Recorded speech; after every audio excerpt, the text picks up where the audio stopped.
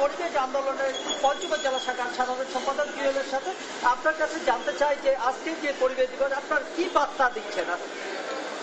আজকে বিশ্ব পরিবেশ দিবস সারা বাংলাদেশের ন্যায় বাংলাদেশ পরিবেশ আন্দোলন পঞ্চগড় জেলা আঞ্চলিক শাখার আমি আজহারুল ইসলাম জুয়েল সাধারণ সম্পাদক একটা বার্তা দিতে চাই যে আমরা সবুজ পৃথিবী গড়তে সারা বাংলাদেশের বাপার কর্মীরা সদস্যরা সবসময় সক্রিয় আছেন এবং সারা বাংলাদেশকে পলিথিন মুক্ত বাংলাদেশ গড়ে আমাদের সবুজ একটা পৃথিবী গড়ে তুলব।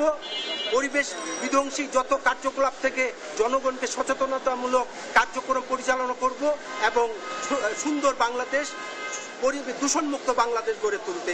ধন্যবাদ আপনাকে। আমরা শুনছিলাম আসলে পরিবেশ আন্দোলনের যে আঞ্চলিক সাধারণ সম্পাদক রয়েছে জুয়েলের কাছ থেকে আসলে পরিবেশ আন্দোলনের প্রতিপাদ্য যেটি রয়েছে প্লাস্টিক দূষণ 8-9 বন্ধ করার এখনই সময়, এই প্রতিপাদ্য নিয়ে আমরাও চাই যে আসলে এই পঞ্চগড়ে এই পরিবেশ দূষণ রোধ করা হোক। এই ছিল পরিবেশ নিয়ে পঞ্চগড় থেকে আমার কাছে সর্বশেষ সংবাদ। আমি চলে যাচ্ছি টাঙ্গাইলে, সেখানে পরিবেশ সম্পর্কে জানার জন্য যুক্ত রয়েছেন অভিজিৎ।